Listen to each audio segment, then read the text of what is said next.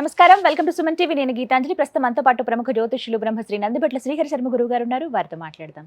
గురుగారు నమస్కారం అండి. వాగర్థావివ సంపృక్తౌ వాగర్థ ప్రతిపత్తయే జగత్పితరౌ వందే పార్వతీ పరమేశ్వరౌ ఆదిత్యాయ చ సోమాయ మంగళాయ బుధాయ చ గురు శుక్ర శనిభ్యస్తరాహవే కేతవే నమః. శృంగేరి జగద్గురు పీఠాధిపతులకి, కంచి పీఠాధిపతులకి నమస్కారములు తెలియజేసుకుంటూ కార్యక్రమాన్ని ప్రారంభిద్దాం. గురుగారు, ఏంటండి ఈ దారుణాలు? ప్రకృతి వైపరీత్యాలు ఎంత దారుణంగా ఉంటాయో, ఎంతమంది బలైపోతారో మనకి తెలిసిందే. ఏదో ఒక రకంగా ఖచ్చితంగా నష్టం అయితే ఉంటుంది. పరిస్థితులు ఇప్పుడు చూస్తున్నాము. రేపు ఏమో మనకి దగ్గరలో ఉంది షడ్గ్రహ కూటమి. ఇంతకుముందు కొన్ని వీడియోస్ చేశామండి. అందులో మీరు ఒక మాట అన్నారు, ప్రకృతి వైపరీత్యాలు సంభవించేటువంటి అవకాశం కూడా ఉంది అని. అంటే ఇదే ఎఫెక్ట్ అని అనుకోవాలా? అంటే ఇప్పుడు జరుగుతున్నటువంటి పరిస్థితులు, ఈ భూకంపాలు, ఈ దారుణాలు, వీటికి అలాగే సముద్రంలో ఎప్పుడు కనిపించినటువంటి జీవులు బయటికి రావటం కానీ, వీటన్నిటిని జ్యోతిష్య శాస్త్రంతో ఎలా అన్వయించుకోవాలని అంటారు? అన్వయించుకోవచ్చా? అసలు అలా చూడొచ్చా కంపారిజన్లో మనం? మనకు చూసుకుంటేనమ్మా, రేపు సూర్యగ్రహణం. అంటే మన భారతదేశంలో లేకపోయినప్పటికీ అమెరికా సంబంధించినటువంటి రాష్ట్రాల్లో కొన్ని ప్రాంతాలలో ఈ యొక్క సూర్యగ్రహణ ప్రభావం కనబడుతుంది. అలాగే చంద్రగ్రహణ ప్రభావం కూడా అమెరికా రాష్ట్రంలో కనబడింది. కాబట్టి ఒకే నెలలో 2 గ్రహణాలు వచ్చాయి. పైపెచ్చు రేపు రాత్రి 10:32 భారతదేశ కాలమాన ప్రకారం శని భగవానుడు మీనరాశిలోకి ప్రవేశించేసి షట్గ్రహ కూటమి ఏర్పడబోతుంది. దీని ప్రభావము ప్రపంచవ్యాప్తముగా కొన్ని సంఘటనలు చోటు చేసుకుంటాయి. అయితే ఈ యొక్క గ్రహ కలయిక అనేటువంటిది రాశిని బట్టి కొన్ని ఇబ్బందులు అనేటువంటివి మారుతూ ఉంటుంటాయి. మనకు 2019లో డిసెంబర్లో మనకు షట్గ్రహ కూటమి ఏర్పడినప్పుడు అవి సంబంధించినటువంటి గ్రహ ప్రభావం వల్ల కరోనా ఏర్పడడం మనం చూసాం. ఈసారి శుభకరుడైనటువంటి గురువు రాశిలో ఈ సంభవించబోతుంది. అయితే గత వారం 10 రోజుల కిందట అనుకుంటా మనమే ఈ కార్యక్రమం చేశాం. ఇందులో ఈ ప్రభావం ఉండడం వల్ల అనేక విపత్తులు జరుగుతాయని చెప్పి మనం తెలియచేసుకున్నాం. అయితే ఎంతోమంది మనకు తెలియచేశారు. అయితే మనం ఏంటంటే జ్యోతిష్య శాస్త్ర ప్రకారముగా దీనికి అన్వయించుకున్నాం. అంటే మళ్ళొక్కసారి గుర్తు చేసుకుందాం దానికి సంబంధించినటువంటి. ఎందుకనంటే 6 గ్రహాల కలయిక మీనరాశి, అది జలరాశి. ఈ జలరాశ్యాధిపతి అయినటువంటి గురువు స్థిర రాశిలో అనగా వృషభ రాశిలో సంచారం చేస్తూ చంద్ర నక్షత్రంలో ఉన్నాడు. చంద్రుడు కూడా జలరాశికి సంబంధించినటువంటి అధిపతి. ఇక ఈ సంబంధించినటువంటి కుజుడు స్తంభించి ఉన్నాడు. ఈ కుజుడు స్తంభించి ఉన్నటువంటి రాశి ద్విస్వభావ రాశి. ఉన్నటువంటి కుజుడు ఉన్నటువంటి నక్షత్రము పునర్వసు గురు నక్షత్రం. కాబట్టి మన భారతదేశ కాలమాన ప్రకారము మనం చూసుకున్నట్లయితే ఈ రోజున మధ్యాహ్నం 11:55 బ్యాంకాక్లో, 12:05 మయన్మార్లో, బ్యాంకాక్లో 2 సార్లు భూకంపం, మయన్మార్లో 1 సారి భూకంపం. మన భారతదేశానికి బ్యాంకాక్ అన్ని కూడా దగ్గర ప్రాంతాలు కాబట్టి వీటికి సంబంధించినటువంటి సమయం కొద్దిగా అటు ఇటు ఉన్నప్పటికీ మిథున లగ్నంలోనే ఈ యొక్క భూకంప ప్రభావం ఏర్పడింది. ఎందుకు? కుజుడు స్తంభించి ఉన్నాడు ఇక్కడ ప్రధానముగా. కాబట్టి ఈ కుజ స్తంభన ఉన్నటువంటి సమయంలో ఆ కుజుడు స్తంభించినటువంటి లగ్నమైనటువంటి మిథున లగ్నంలో ఏర్పడుతున్నటువంటి కారణ ప్రభావము చేత మీనరాశి జలతత్వము, గురుడు ఉన్నటువంటి రాశి స్థిరము భూతత్వము, కుజుడు ఉన్నటువంటి రాశి వాయుతత్వము. కాబట్టి వెరసి జల మరియు భూమి మరియు వాయుతత్వముకి సంబంధించినటువంటి ఇబ్బందులు అనేటువంటివి ఎదురవుతాయి, ప్రకృతి విపత్తులు ఎదురవుతాయి. అందుకనే మీరు గమనించుకుంటే ప్రధానంగా కుజుడు అని అంటే ఏంటమ్మా, శస్త్ర అస్త్ర ఘాతకుడు. శస్త్రాస్త్రాల ప్రభావం వల్ల ఇబ్బందులు ఎదురవుతాయని చెప్పబడుతుంది. మరి ఒక ఇస్లామిక్ దేశంలో అందరూ ప్రార్థన చేసుకుంటే బాంబు దాడి జరిగి దాదాపు 100 మంది దాకా మరణించడం జరిగింది కదమ్మా. అది ఒకటి మనకు కుజతత్వం ద్వారా మనకు బయటపడ్డది. ఇక తరువాత జలతత్వము. అమెరికాలోనే వర్జీనియా రాష్ట్రమా దేంట్లోనమ్మా టోర్నడోలు వచ్చాయి. ఈ టోర్నడోలు వచ్చేసి సమస్త విధముగా ఆస్తి నష్టం బాగా ఊళ్ళే తుడిచిపెట్టుకుపోయాయి. దాదాపు 100 పైచిలుకు మంది జన నష్టం జరిగింది. వాయుతత్వంగా జలతత్వంగా వాయుతత్వంతో కూడుకున్నదిగా చూడవచ్చు. అలాగే కుజుడు మళ్ళీ అగ్నికి కారకుడు కాబట్టి మనకు రీసెంట్గా చూస్తే సౌత్ కొరియాలో, మరి తరువాత అమెరికాలోనే ఏదో ప్రాంతంలో అగ్నికీలలు మంటలార్పడానికి ఎన్ని హెలికాప్టర్ల నీళ్లు చల్లాల్సి వచ్చిందో. ఇవన్నీ కూడా ఈ గ్రహణానికి అనగా చంద్రగ్రహణం ఈ ఫాల్గుణ మాసంలోనే ఈ ఫాల్గుణ పౌర్ణమి హోళీ పండుగ రోజున ఏర్పడింది. మరి ప్రపంచవ్యాప్తంగా ఒకే నెలలో 2 గ్రహణాలు ఏర్పడుతున్నప్పుడు అంటే ఇక్కడ ఒకే నెలలో అన్నప్పుడు తీసుకోవాల్సినటువంటిది ఏదో మనం జనవరి, ఫిబ్రవరి, మార్చి కాదమ్మా. మన చెప్పినటువంటి చైత్ర, వైశాఖ, తెలుగు సంస్కృత మాసాలు కాబట్టి పాల్గొన మాసంలో 2 గ్రహణాలు ఏర్పడుతున్నట్టు కాని చేత మనకు జరగలేదు కదా అని చెప్పేసేసి మనది కాని దాని గురించి మనము తక్కువ చేసి మాట్లాడుకోకూడదమ్మా. ప్రపంచవ్యాప్తంగా అందరూ మనం ఎలాగో వాళ్ళు అలాగే కదా. జన నష్టం, ప్రాణ నష్టం వాళ్ళకి సమానమే కానీ మనకొక్కళ్ళకి ఎక్కువ కాదు కదా, వాళ్ళకి ఎక్కువే. కాబట్టి ఇదంతా కూడా నష్టం జరుగుతుంది అని చెప్పడానికి శాస్త్రజ్ఞులేమో రీసెర్చ్ ఓరియంటేషన్లో చేస్తారు. మన భారతదేశంలో వేదాంగములలో ఒకటైనటువంటి జ్యోతిష్యము అది కూడా శాస్త్రమే. ఎంతోమంది మహానుభావులు, పరాశరుల వారు, జైమిని వారు, ఇలాంటి వాళ్ళందరూ కూడా, వరాహమిహిరుల వారు, వీళ్ళందరూ కేపీ కృష్ణమూర్తి గారు, ఇలాంటి వాళ్ళందరూ పరిశోధన చేసి మనకు నిరూపణ చేసి ఉన్నారు శాస్త్రాన్ని. కాబట్టి 2 గ్రహాలు, 3 గ్రహాలు, 4, 5, 6, 7, 8 గ్రహాల కలయిక వల్ల 8 గ్రహాల వరకు ఉండేటువంటి కలయికల వల్ల వచ్చేటువంటి విపత్తులని మనకు ముందుగానే తెలియచేయడం జరిగింది. కాబట్టి ఈ షట్ గ్రహ కూటమి ప్రభావం వల్ల ప్రకృతి పరంగా విపత్తులు అనేటువంటి ఉంటాయి. చాలా మటుకు జన నష్టము, ఆస్తి నష్టం జరుగుతుందని మనకు శాస్త్రంలో చెప్పబడింది. ఇదే విషయాన్ని మనం ఇంతకుముందు కార్యక్రమంలో కూడా మనం తెలియచేసుకున్నాం. చెప్పారు వీటి గురించి. గురుగారు, మరి భారతదేశం పైన కూడా ఆ ప్రభావం ఉంటుందన్నారు. ఈశాన్య రాష్ట్రాలని పర్టికులర్గా మీరు చెప్పారు గత వీడియోలో. ఏం జరుగుతుందో అన్నట్టుగా అనుకున్నాం, కానీ ఈ విధంగా సంభవిస్తుందని అయితే అస్సలు ఊహించలేదు. ఇది కూడా షడ్గ్రహ కూటమి ప్రభావమే అనుకోవచ్చా? వాస్తవమేనమ్మా. ఎందుకంటే ఇప్పుడున్నటువంటి ప్రసార మాధ్యమాలలో మరి మనకంటూ ఇప్పటి వరకు చెప్పినటువంటి వాళ్ళలో మనదే ప్రథమం అని చెప్పవచ్చమ్మా. ఎవరు కూడా ఈ భారతదేశంలో ఏ ప్రాంతంలో భారతదేశానికి అంటే ప్రకృతి పరంగా విపత్తులు వస్తాయని అనేక మంది పండితులు చెప్పి ఉన్నారు. కానీ మన భారతదేశంలో కూడా పలానా ప్రాంతంలో ఎఫెక్ట్ అవుతుందని చెప్పినటువంటిది మన ప్రోగ్రాం ద్వారానే అది చెప్పవచ్చు. ఈశాన్య రాష్ట్రాలని ఖచ్చితంగా మెన్షన్ చేశాము. అందులో కూడా రాష్ట్రాల పేర్లు కూడా చెప్పాం. అస్సాం, మేఘాలయ, మణిపుర, త్రిపుర, అలాగే పశ్చిమ బెంగాల్ రాష్ట్రాలని. ఇప్పుడు మణిపూర్లో మనకు ఏర్పడింది, దాదాపుగా 5 రిక్టర్ స్కేల్ మీద ఈ రోజున సంభవించింది. ఢిల్లీలో కూడా ప్రకంపనలు వచ్చాయి. మొన్న కాశ్మీర్లో కూడా వచ్చాయి. ఈశాన్య రాష్ట్రాల్లో హిమాలయాలు అనగా ఉత్తరాఖండ్ సంబంధించినటువంటి చమేలి జిల్లాలో కూడా 3.2 తీవ్రతగా ఏర్పడింది. కాబట్టి మణిపూర్ అంటే మన భారతదేశానికి మనం బేస్ చేసుకొని మీనరాశిలో ఏర్పడుతున్నటువంటి, కాబట్టి ఆ మీనరాశికి సంబంధించినటువంటి రాష్ట్రాలని మనం వెలికి తీసినప్పుడు ఈ రాష్ట్రాలు చెప్పాం. అదే రాష్ట్రంలో ఒకటైనటువంటి మణిపూర్లో ఏర్పడింది. ఈ మణిపూర్కి అతి చేరువలోనే మయన్మార్ ఉందమ్మా. మనకి పక్కనే మళ్ళీ బ్యాంకాక్ కూడా ఉంది. అంటే ఒకప్పుడు మయన్మారు ఇవన్నీ కూడా మన భారతదేశంలో భాగమే. కాకపోతే మహానుభావుడు నెహ్రూ గారు మనకు పనికిరాదు, గడ్డి మొలుస్తుంది తప్ప ఏం చేయని మయన్మార్ని ఇచ్చేసేసాడు. ఆక్సాయి చన్లో ఏం మొలుస్తుంది, ఎడారి, అదంతా మంచు పర్వతం అని చెప్పి చైనాకి కట్టబెట్టాడు. అన్నీ డొనేషన్ చేసుకుంటూ పోయాడు. అవన్నీ మన దేశంలో భాగాలే. ఒకప్పుడు ఇప్పుడు కనుక మన భారతదేశంలో మయన్మార్ ఉంటే అది మన భారతదేశంలో భాగంగానే చెప్పుకునేవాళ్ళం. ఏదో అత్త సొమ్ము అల్లుడు దానం చేసినట్టు చేసేసాడు ఆయన మహానుభావుడు. సరే, ఆయన శకం ముగిసింది, వాళ్ళ తరం ముగిసింది. కాకపోతే మనం బాధపడాల్సినటువంటి అంశం ఏంటంటే చాలామంది చనిపోవడం జరిగింది. భారీ ఆస్తి నష్టం బ్యాంకాక్లో. కానీ ఆ విజువల్స్ చూస్తుంటే చిన్నప్పుడు పేక మేడలుగా పెట్టుకొని ఇలా గాలికి కూలిపోతే ఎలా కూలిపోయాయో సినిమాల్లో చూపించినట్టుగా పేక మేడల్లాగా కూలిపోయాయమ్మా. అదేదో సెట్టింగ్లు వేస్తే చూస్తే అనుకుంటాం, కానీ నిజంగా ఆ పెద్ద పెద్ద ఆకాశ భవనాలన్నీ కూలిపోయాయి. అంటే మన శాస్త్రం ఎంత గొప్పది అని అంటే, ముందుగా జరిగేటువంటి యొక్క విపత్తులని ఈ గ్రహాల కలయిక ప్రభావం వల్ల జరుగుతాయి, జాగ్రత్తగా ఉండండి అని చెప్పి మనకు సందేశం ఇస్తుంది. అందుకనే చాలామంది అందరం కూడా దేవతా ఆరాధన తప్పకుండా చేసుకోవాల్సిందే. అంటే వీటికి ఇంకా పరిహారాల గురించి నేను అడగబోతున్నాను. అంటే మనవంతుగా ఏం చేయాలండి? పరిహారాల విషయంలోకి వచ్చేసేసరికినమ్మా, ఎక్కడైనా కానీ ఏ సమస్యకైనా 2 రకాల పరిష్కారాలు ఉంటాయి. ఇప్పుడు మనకు జబ్బు చేసింది, డాక్టర్ దగ్గరికి పోతాం.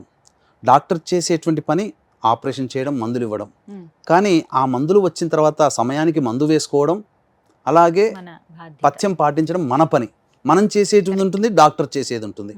అలాగే ఇటువంటి విపత్తులకి సంబంధించి వచ్చినప్పుడు సమస్యకి ప్రధానంగా 2 రకాల పరిష్కారాలు. ఒకటి మానవ పరిష్కారం, 2 దైవ పరిష్కారం. మానవ పరిష్కారం అంటే మనకు మనంగా చేసుకునేటువంటి పరిహారాలు. దైవ పరిష్కారం అన్నప్పుడు దేవుని యొక్క అనుగ్రహం పొందేటువంటిది. దైవం మంత్రాధీనం, తన్మంత్రం బ్రాహ్మణాధీనం. కాబట్టి బ్రాహ్మణుల ద్వారా మనం చేసుకోగలిగేటువంటిది. ముందుగా మనం చేసుకునేటువంటి పరిహారాల్లో భాగంగా చూసుకున్నట్లయితే ఈ కాలాన్ని శాసించేవాడు కాలభైరవుడు. ఈ కలియుగంలో ప్రధానంగా శీఘ్ర ఫలితాలనిచ్చే దేవతలు వినాయకుడు, కాలభైరవుడు, చండీ దేవత. అందుకే కలౌ చండీ వినాయకో కాలభైరవ. ఈ ముగ్గురు దేవతల్ని ప్రధానంగా ఎవరైతే ఆరాధన చేస్తారో ఈ కలి ప్రభావం వల్ల వచ్చే సమస్యలు, ఈది బాధలు, ఇబ్బందులు వాళ్ళ కుటుంబానికి ఉండవు. అందుకనే ప్రతిరోజు కూడా ఉదయము, మధ్యాహ్నము, సాయంత్రము, రాత్రి పడుకునే ముందు ఈ 4 కాలాలలో కాలభైరవాష్టక పారాయణం రోజుకి 3 సార్లు పఠించడం. మన ప్రాంతం రక్షింపబడాలి అంటే ఆ భూవరాహుని యొక్క అనుగ్రహం కావాలి. కాబట్టి భూవరాహ స్తోత్ర పారాయణము మరియు ఈ యొక్క భూమిని తన పడగ మీద రక్షిస్తున్నటువంటి వాడు ఆదిశేషుడు కాబట్టి సుబ్రహ్మణ్య భుజంగ స్తోత్ర పారాయణం ప్రతిరోజు కనీసం ఈ 2 భూవరాహ స్తోత్రము, సుబ్రహ్మణ్య భుజంగ స్తోత్రము కనీసం రోజుకి ఒక మారైనా కానీ ఇక నుంచి చేసుకోవాలి. ఎందుకు చెప్తున్నానంటేనమ్మా, నాతో అనేక మంది సిద్ధులతో సాంగత్యం ఉన్నది, నాకు కలిగింది. ఆ సిద్ధ పురుషులు ఎవరు కూడా ప్రసార మాధ్యమంగా బయటికి రారు. వాళ్ళ యొక్క తపోనిష్ట ఉంటుంది. వాళ్లతో సంభాషణలు కొన్ని జరిపినప్పుడు కొన్ని అంతర్గతంగా మర్మగర్భంగా అనేక విషయాలు తెలిసాయి.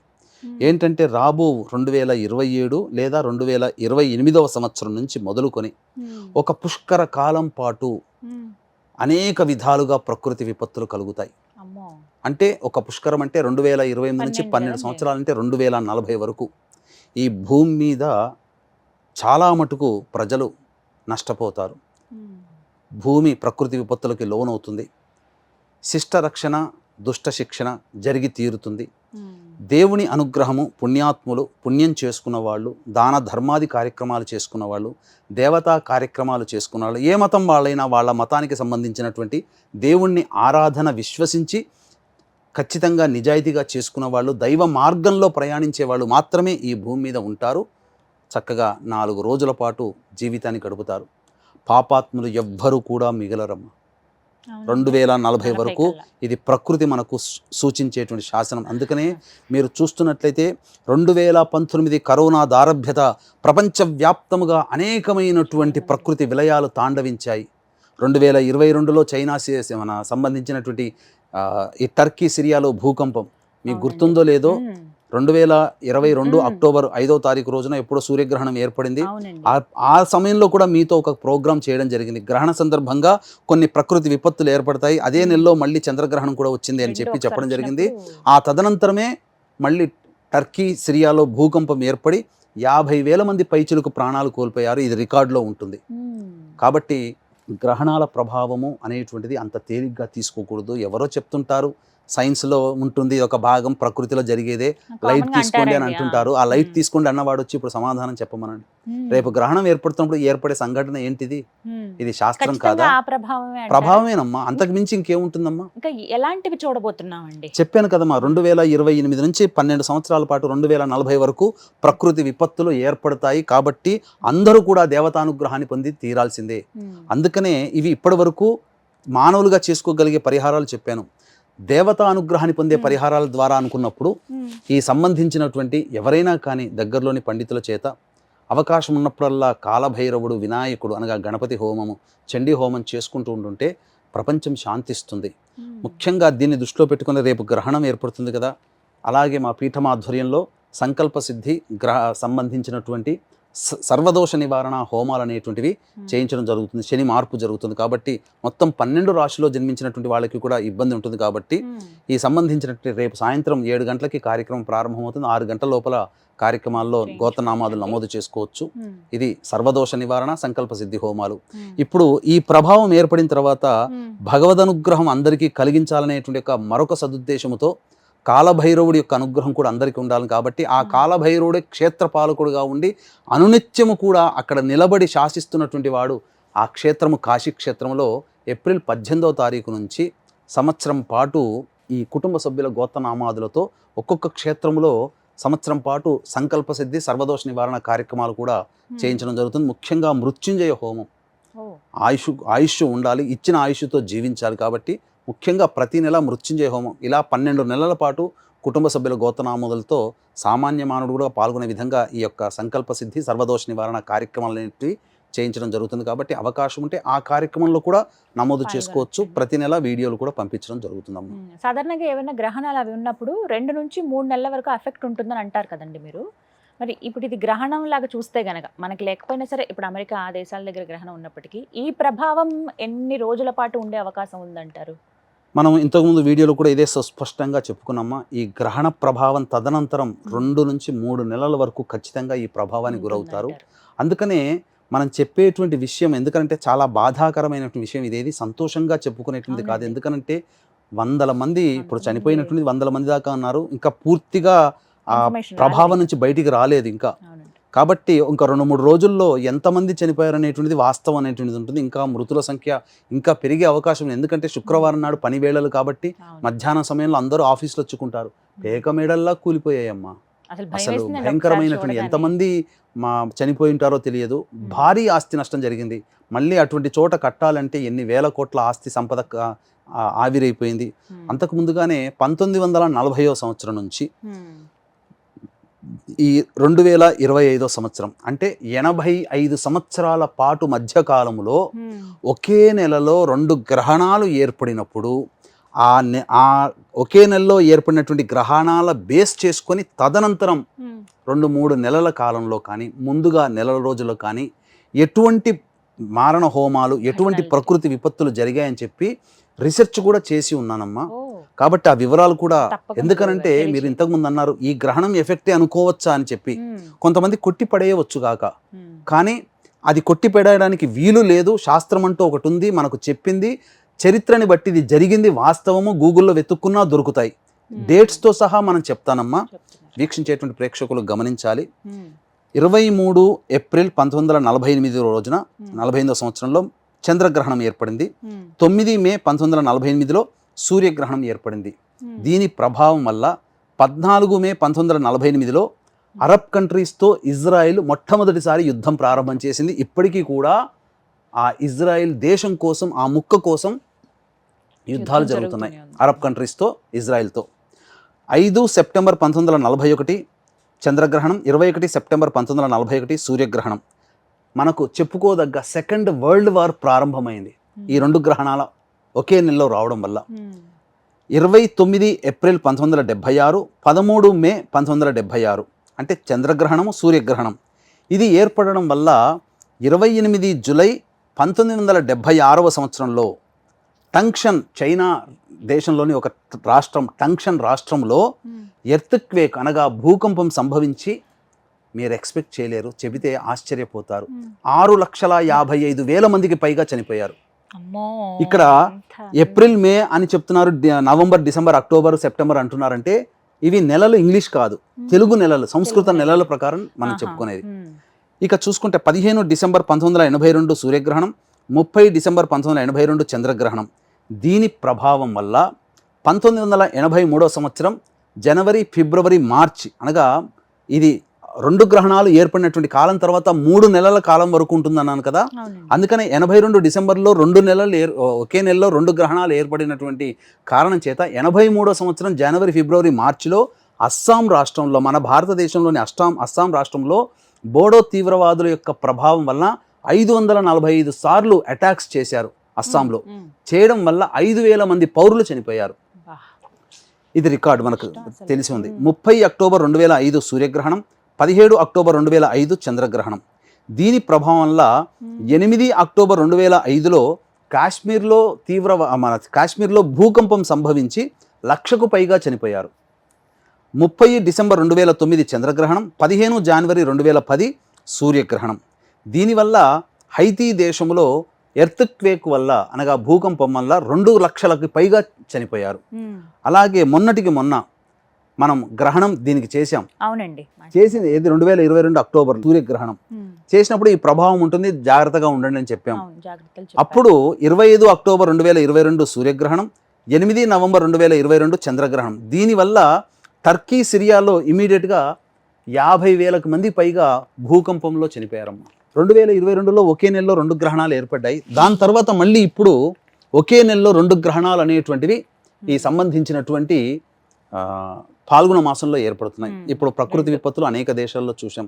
కాబట్టి ఇకనైనా కానీ మన దాకా రాలేదు, మనం సంతోషంగా అని కాకుండా ప్రపంచవ్యాప్తంగా వచ్చింది. రేపొద్దున మనకి, ఎందుకంటే ఈశాన్య రాష్ట్రాల్లో ఈ ప్రభావం ఉంటుంది, ఈ షడ్గ్రహ కూటమి భారతదేశానికి సంబంధించినప్పుడు మన భారతదేశానికి కూడా ఎఫెక్ట్ అయింది. మన భారతదేశం పక్కనే ఉంది, ఎంతో దూరంలో లేవు మయన్మార్, బ్యాంకాక్ దేశాలు. కాబట్టి మనము కూడా ఎఫెక్ట్ అవుతాం. కాబట్టి అందరూ కూడా దీన్ని సీరియస్గా తీసుకొని ఇంట్లో ప్రతినిత్యం కాలభైరవుని యొక్క ఆరాధన చేయండి. కాలాన్ని శాసిస్తాడు, మనల్ని రక్షిస్తాడు. మీకు మీరుగా చేసుకునే పరిహారాలు చేసుకోండి.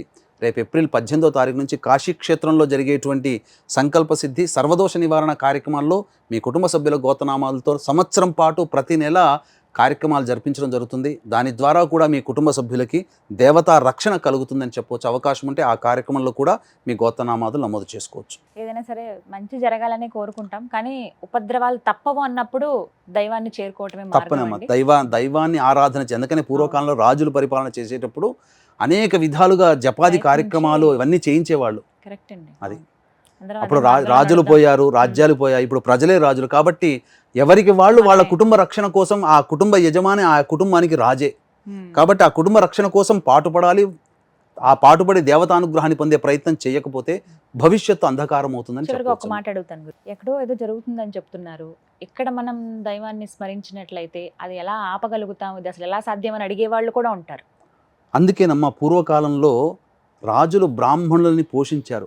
బ్రాహ్మణులు చేసేటువంటి కార్యక్రమంలో ప్రధానంగా ఏం తెలుసమ్మా, ఆ పోషణలో భాగంగా చాలామంది అనుకుంటారు ఉత్తగా కూర్చొని హాయిగా భుజించారు, హాయిగా ఉన్నారు బ్రాహ్మణులు, ఏ పని పాట లేకుండా అని అంటారు.